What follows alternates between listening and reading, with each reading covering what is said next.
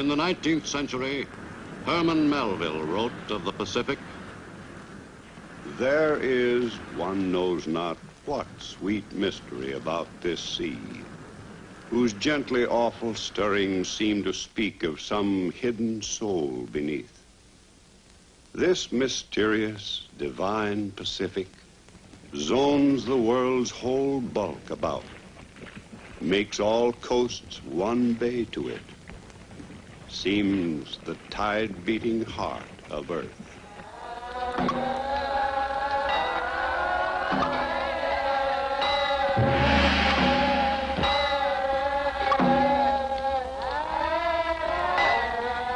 In this 20th century, the world is growing more and more aware of this strategic area, once explored by Magellan and Cook, and immortalized by Stevenson and Conrad.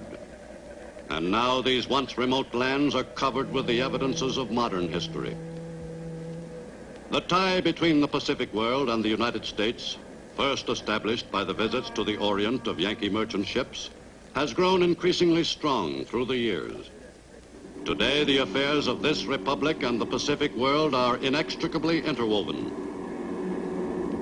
A modern author, James A. Michener, has written of this mighty sea.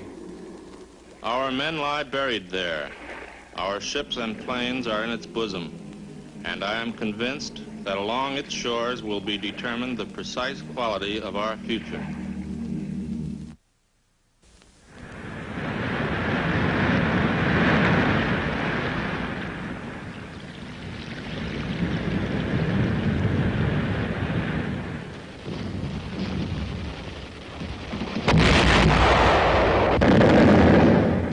The war which engulfed the Pacific in 1941 marked the beginning of a new era in the history of that part of the earth. Never again could the Pacific Basin remain detached from the forces which were shaping the course of world history.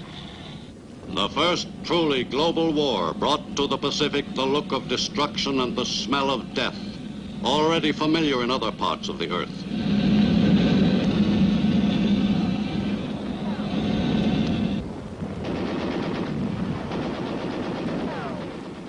The word Pacific no longer meant an ocean paradise of peace. For countless centuries, the peoples of the Pacific were largely untroubled by international crises. Life was simple for the natives of most of the lands touched by the world's largest ocean. It once seemed wildly improbable that the people of these remote regions and the exotic lands they inhabited would one day be swept into the main current of the Earth's affairs. The United States first became vitally interested in the Pacific world following the extension of America's frontiers westward. In the mid-19th century, the young republic pushed its way across the 3,000 miles separating its east and west coasts. The attention of pioneering America was focused on the territory which lay along the western shores of the continent. With the acquisition of Oregon and California, the United States became an important force in the affairs of the Pacific world. But the coastline did not check America's expansion westward. The same spirit which motivated the exploration of the western United States prompted other Americans, men like Secretary of State William H. Seward, to extend the range of American influence into the Pacific Basin itself.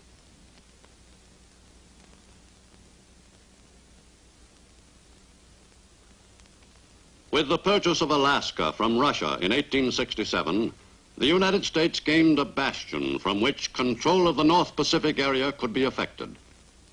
America's new territory was rugged, magnificent country. For well over a century, this land had been ruled by the demands of the Russian fur trade. No serious attempt at colonization and development had been made by its former owner. In the early days of U.S. control, Alaska was a land of opportunity to a number of Americans who had failed in their attempt to make a fortune, but who still hoped to succeed one day. The discovery of gold in Alaska in the 1880s provided a strong incentive for Americans to migrate to the new territory.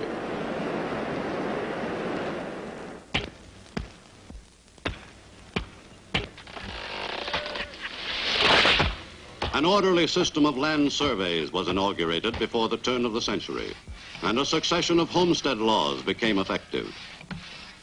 But in spite of Alaska's natural advantages, the development of the new territory was a slow process. Attempts to speed up colonization were hampered by the frequently unfavorable climate.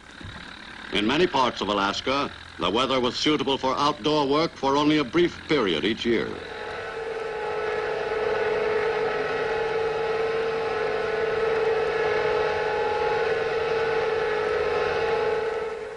Early in the 20th century, work was begun on the Alaska Railway, which upon completion was to cover 500 miles of territory. But despite these intimations of progress, Alaska remained a sprawling, undeveloped outpost, whose new residents were clustered in a few towns along its southern shore.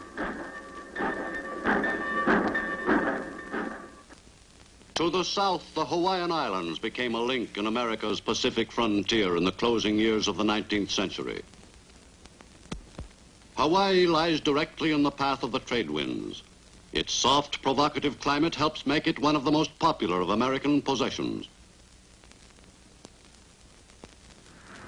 Hawaii today is dotted with evidences of its colorful history. Its discoverer, Britain's Captain James Cook, is commemorated on the island of Hawaii. And the memory of the reign of King Kamehameha I is kept vividly alive throughout the islands. This popular monarch, revered by the islanders as the Napoleon of the Pacific, fostered a closer relationship with the United States.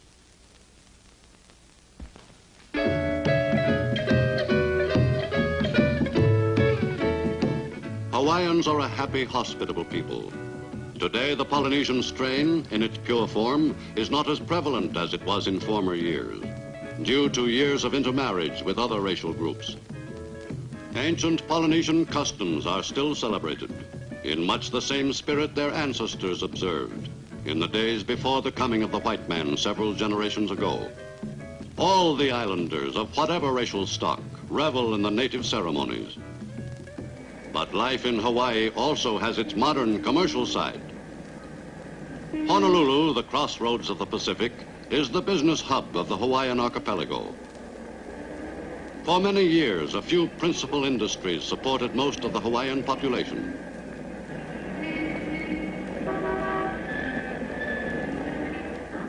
Hawaii's increasing development and continued prosperity are associated directly with the size and quality of its crops of pineapple and sugarcane, the island's chief exports. Technical improvements in growing cane and extracting the sugar content have made the Hawaiian industry a more efficient operation than any of its mainland competitors. But Hawaii's principal industry was destined soon to be war work. Home base of the U.S. Pacific Fleet, Hawaii assumed a tremendous importance as a U.S. war with Japan became a distinct possibility.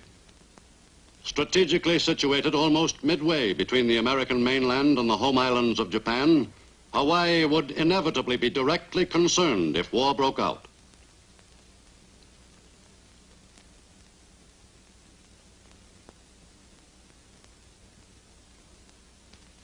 With the tension in the Pacific increasing, Army units continued their rehearsals for a defense of the Hawaiian Islands against a possible enemy attack. To the west, in the far reaches of the Pacific, the United States acquired a valuable Far Eastern outpost in Guam in 1898, following the war with Spain. For many years, the new American territory retained its largely primitive complexion. Habits of life passed along from generation to generation were not quickly altered. When Trans-Pacific Plane Service was established in 1936, Guam was made a regular stop, and the island became an even more important link in the chain of American possessions in the Pacific Basin. And it was quite apparent that the U.S. recognized its importance. American rule was strict but paternalistic. The governor and his associates were Navy officers appointed to their posts, and the affairs of the island were regulated in precise military fashion.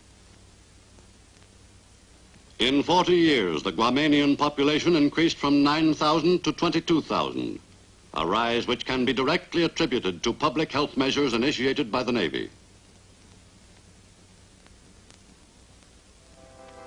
Guam was predominantly Catholic, like the Philippines, also wrested from Spanish rule by the U.S. at the end of the 19th century. In the Guamanians, the United States had gained an intensely loyal people. Under American rule, the people were classed as nationals, but were not granted the privileges of citizens of the United States. Most Guamanians, whose lives had improved somewhat in recent years, looked hopefully toward the day when they might attain the status of full U.S. citizenship.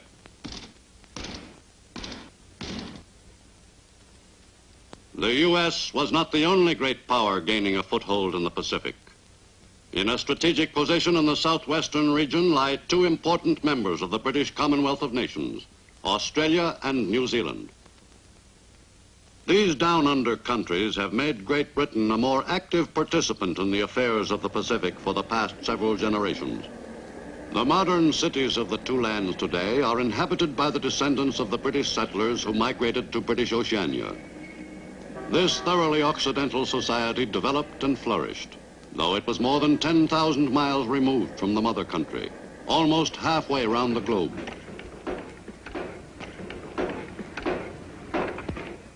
Today, Australia and New Zealand are autonomous communities within the British family of nations.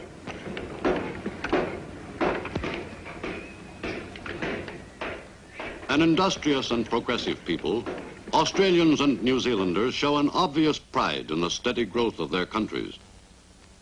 Although both nations have made considerable progress in developing their rich agricultural resources, there is still room for expansion, particularly in New Zealand and in the reclamation of Australian badlands. Both down-under countries exist on an export economy, for even if the purchasing power of the Australian and New Zealander were substantially increased, they could not possibly consume the enormous meat and dairy yield. The livelihood of both Australians and New Zealanders has been dependent directly on Britain's purchases of their produce. As these purchases fall off, Australia and New Zealand are confronted with the problem of finding and expanding new markets. For the problem of developing independent economies successfully could be solved only by the two dominions themselves. But while the bonds of empire were no longer as strong in a material and political sense, the spiritual tie between the dominions and the seat of the British Commonwealth of Nations remained as firm as ever.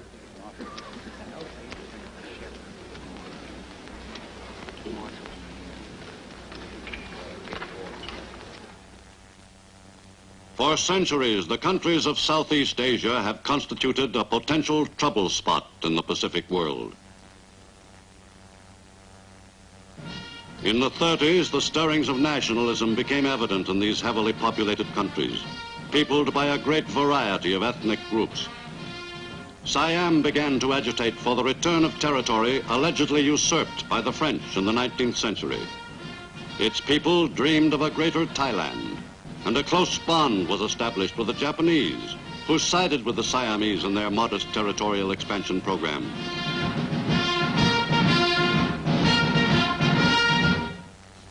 Hub of the Oriental world for thousands of years, China held a dominant position in the Pacific Basin throughout most of the 19th century.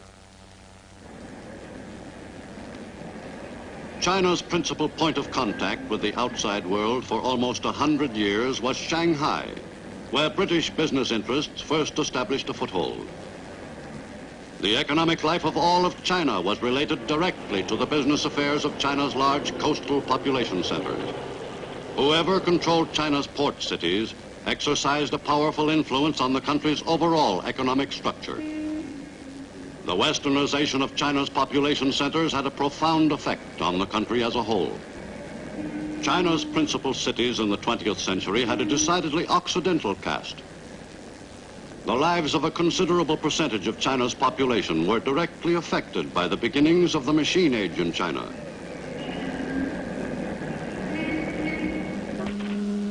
One of the most important aspects of China's modernization was the introduction of progressive methods in the manufacture of textiles. But modern methods prevailed only in a few major cities.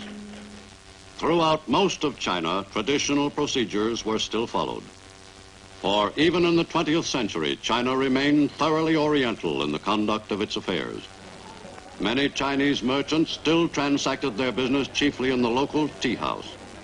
All classes of Chinese men enjoyed the luxury of spending a few hours at the tea house, where the patrons discussed all their problems, social as well as business, with anyone who cared to listen. Through the years, the local tea house became an informal extension of the magistrate's court.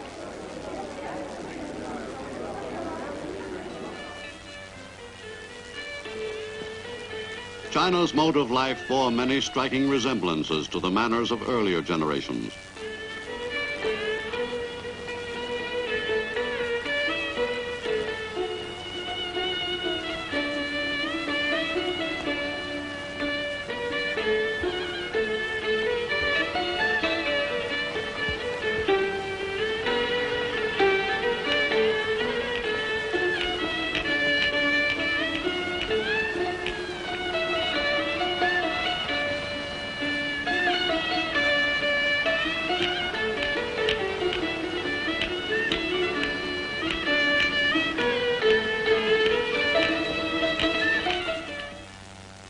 China's fortunes took an abrupt turn in 1911, when the Chinese Empire was overthrown by supporters of Dr. Sun Yat-sen, on whose political principles the young republic was founded.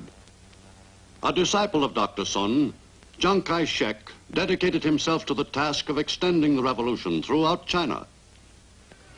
America's interest in China, which dates back a number of generations, increased steadily through the early years of the 20th century. The men of the U.S. Asiatic Fleet became familiar figures in all China's coastal cities. To many of the men, China provided the best liberty ports in the Eastern Hemisphere, if not in the world. And business was always good when the fleet was in.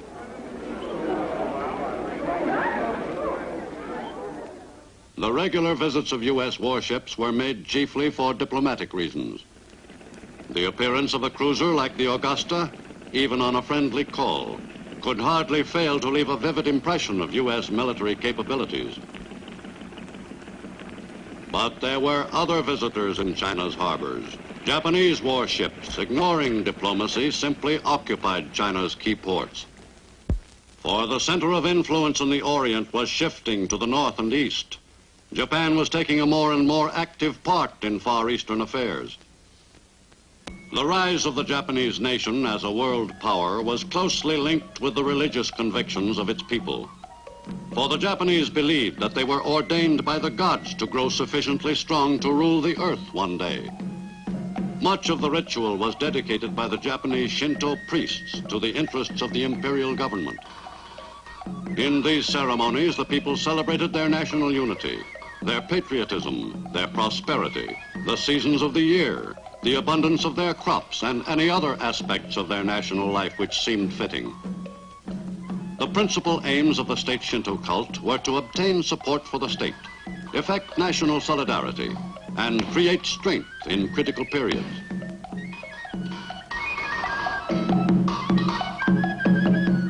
To the Occidental, the Japanese concept of existence was difficult to understand.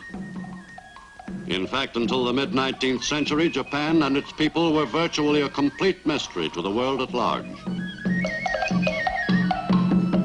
The home islands of Japan proper, although not large in total area, have supported a population of millions throughout recorded history. Every available square foot of land was carefully developed to provide the people with enough food for a bare existence. The basic social unit in Japan is the family, whose members have grown accustomed to living frugally. In the face of hardship, the Japanese have long been a stoic race. Women had a humble status in the Japanese household. But among the poorer classes, the differences in social standing were less rigid. From the earliest years of Nipponese history, the men have been great fishermen. The export of marine products has been a thriving industry since Nippon resumed contact with the outside world. During the early decades of the 20th century, Japan stepped up the development of all her industries. Foreign influences had a considerable effect in the shaping of modern Japan. Life in her large cities came to bear some resemblance to that in Occidental commercial centers. The reorganization of the currency system in the late 19th century eliminated the confusion resulting from the use of several types of money. A stabilized banking system provided evidence to the public of the strength and efficiency of the government administration. Although it took some time to achieve the readjustment from the old way of operating, the conversion to modern methods was made rapidly once the nation's business with foreign countries increased.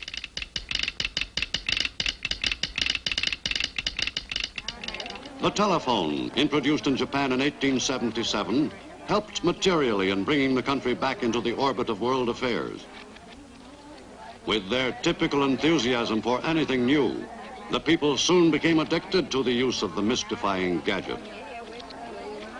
Once begun, the westernization of the home islands of Japan quickly gained momentum. As soon as they had become aware of what life was like outside their country, the Japanese addressed themselves to the task of imitating that life wherever possible. Once completely secluded, the Japanese now seemed obsessed with the desire to prove themselves as progressive as any people, any place in the world.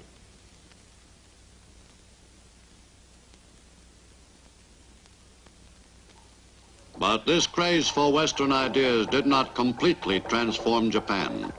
Its cultural life remained virtually unaffected by Western influences.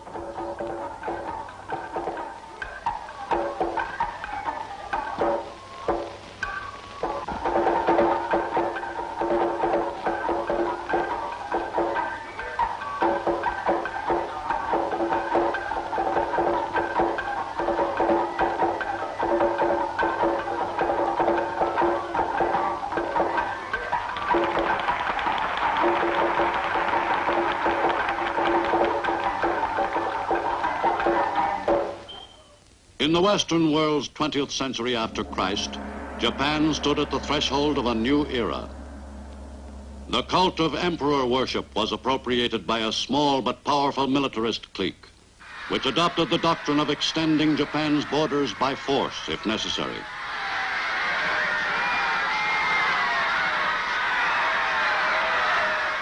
As the militarists gained greater control, all Japan was geared to the new program of expansion by aggression, and the energies of all Japanese were directed toward the building of a strong national fighting spirit.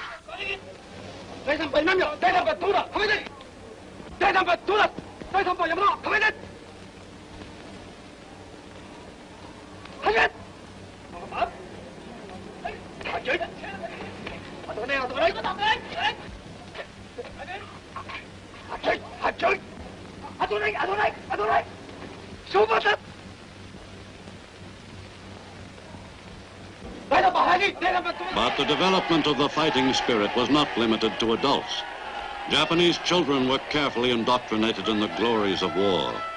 The code of Bushido, the way of the warrior, was eagerly instilled in Japanese who were still moppets. Active military training began at the age of 6. From the beginning, the children were taught that it was an honor to die for the emperor, that they must become the equal in fighting ability of 3 soldiers of any other nation. Military training of grade schoolboys was a required part of their education. No doubt was left in the mind of any young boy that he was destined to fight and die for his country. By the time they reached their teens, Japanese youths were well prepared for their one mission in life. The warlike spirit was, by now, well nurtured. At every side, the young soldiers were acclaimed as divinely inspired warriors. As the recruits approached young manhood, their training was intensified. Every technique of modern warfare was drilled into the young soldiers. For accomplishment in the use of the newest weapons was vital if the enemies of the emperor were to be annihilated. The process of turning the young recruits into warriors was a complex one, but no effort could be spared in the development of the imperial fighting forces. And during the fateful 4th decade of the 20th century, complete control of the Japanese Empire fell to the militarists. General Hideki Tojo, And Yosuke Matsuoka gave impetus to a movement which was geared to one course of action. Barely 6 weeks after Tojo became premier, the Pacific world was plunged into a cataclysmic war.